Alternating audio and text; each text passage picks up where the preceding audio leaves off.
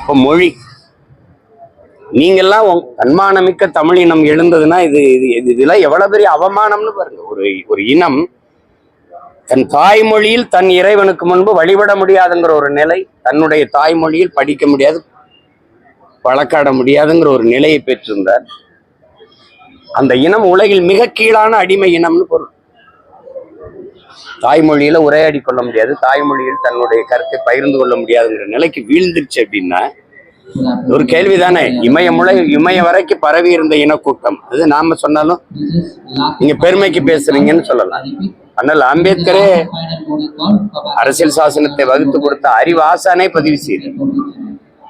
அது எப்படி காலடியில குறுகுச்சு ஒரு தேசிய இனம்? இவ்வளவு தூரம் உணர்வை இழந்து உரிமை இழந்து அடிமையா நிக்க காரணம் என்ன இருக்குல்ல? சொல்லும் போது தமிழ் கடவுள் முருகன் சொல்றீங்க, அப்புறம் தமிழ்ல வழிபாடு செய்யறது உங்களுக்கு என்ன வலிக்குது? தமிழிலும் அப்படிங்கிறீங்க. என்ன போனா போதுன்னா நான் ஆப்பிரிக்கா அமெரிக்கால கேட்கிறேன், இல்ல அருகில் இருக்கிற ஆந்திரா கேரளா கர்நாடகா ஐயப்பன் கோயில்ல தமிழ்ல வழிபாடு அப்படின்னு நான் போராடுறேன்னா, இல்ல வெங்கடாசலபதி கோயில்ல தமிழ்ல வழிபாடு.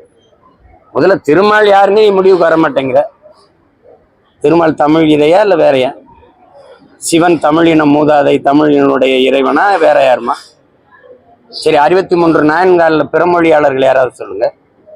திருமாலை பாடிய 12 ஆழ்வார்கள்ல வேற யாராவது சொல்லுங்க, தமிழர் அல்லாது. கடவுளை கடன் கொடுத்த ஒரு இனம், இறைவனை இரவல் கொடுத்த ஒரு இனத்துக்கிட்ட நீ சேட்டை பண்ணிட்டு அதிகாரம் வந்ததுனால தமிழ்னு சொல்றோம். போனா பிச்சை போடுறோம். அப்படியா? திருமண வீட்டுக்கு போனா பிச்சைக்காரன் 10 பேர் உட்கார்ந்து இருந்தா எல்லாரும் சாப்பிட்டு முடிச்சவரும் மிச்சம் இருந்தா உங்களுக்கு போடுவாங்க, இருங்க.